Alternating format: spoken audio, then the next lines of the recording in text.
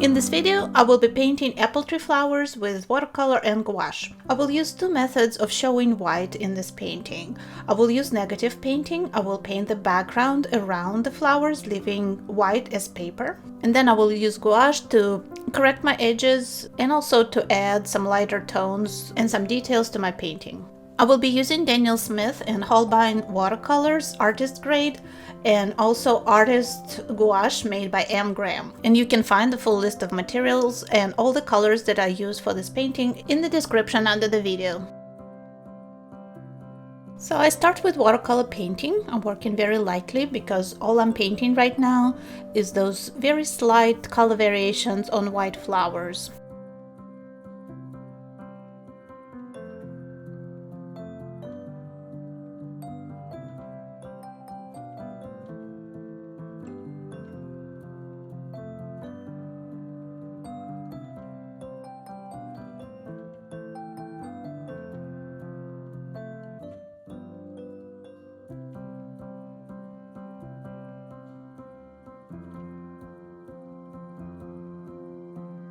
And I also start adding the background, also working lightly with a round brush because I want to have the depth of space. Some areas will be lighter, some areas will be darker later. I will build that in layers. Working wet on wet for the background creates that blurry effect and the illusion of the depth of space.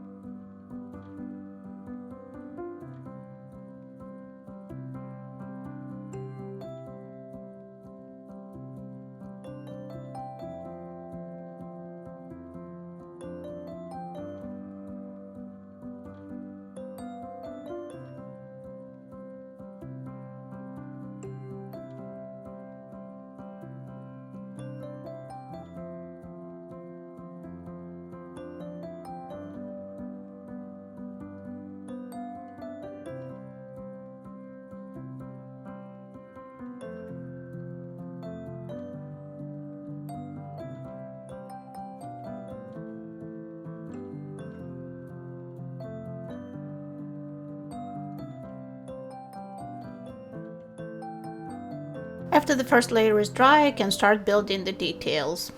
This composition, this reference photo, has a lot of small details, so building up those details will take a while. And that's another reason I like this technique so much. It allows me to work wet on wet really freely and expressively without too much precision, which is hard in watercolor. But you will see how later, by mixing watercolor with gouache, I will add hard edges and precision to my details.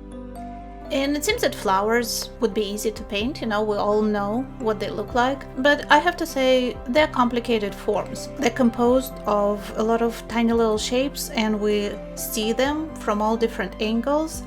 So painting flowers is not easy. It's a skill that takes a while to build. So if you're interested in painting flowers, I have my videos on the channel on various techniques and I'm always recording more. I hope you'll find them useful. I'm learning myself all the time, getting better and better with each painting because like I said, painting flowers is not an easy task, even though we think it's, even a child can do it, but to paint them realistically is a skill that takes a while to build.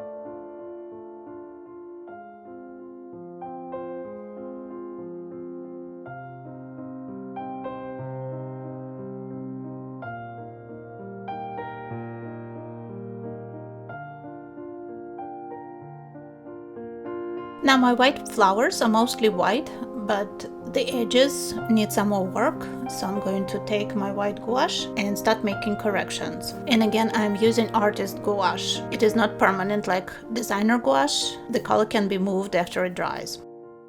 I think this technique lets us take advantage of the best qualities of watercolor, the transparency and fluidity, and gouache, which is opaque and a velvety texture, and also the fact that we have white. And let me know in comments if you knew already that gouache can be combined with watercolor, or this video was something new that you learned. I would appreciate it if you let me know.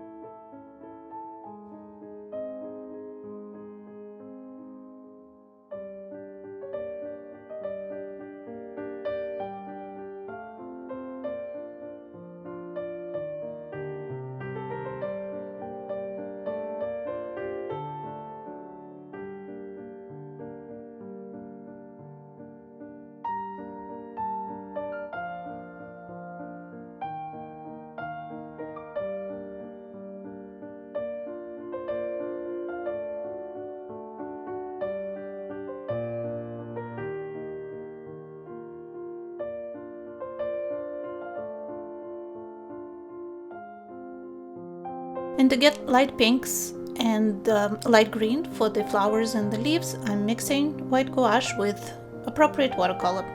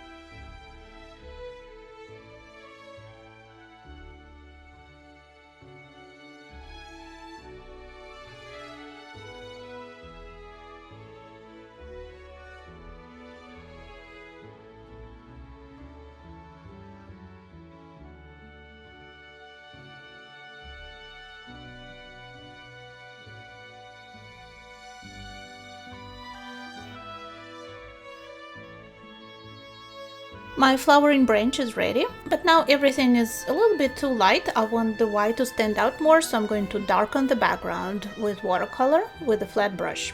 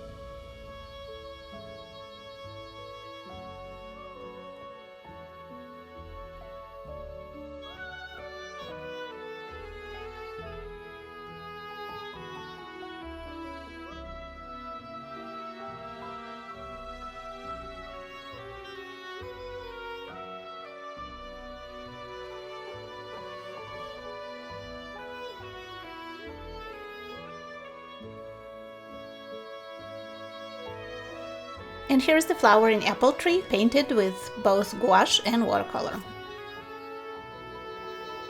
I teach online classes. More information on tammyrup.com. Let's get connected on social media where I post new art, information about new classes and videos. And please don't forget to subscribe to my channel. Thank you so much for watching and see you next time in Tammy Rup Studio.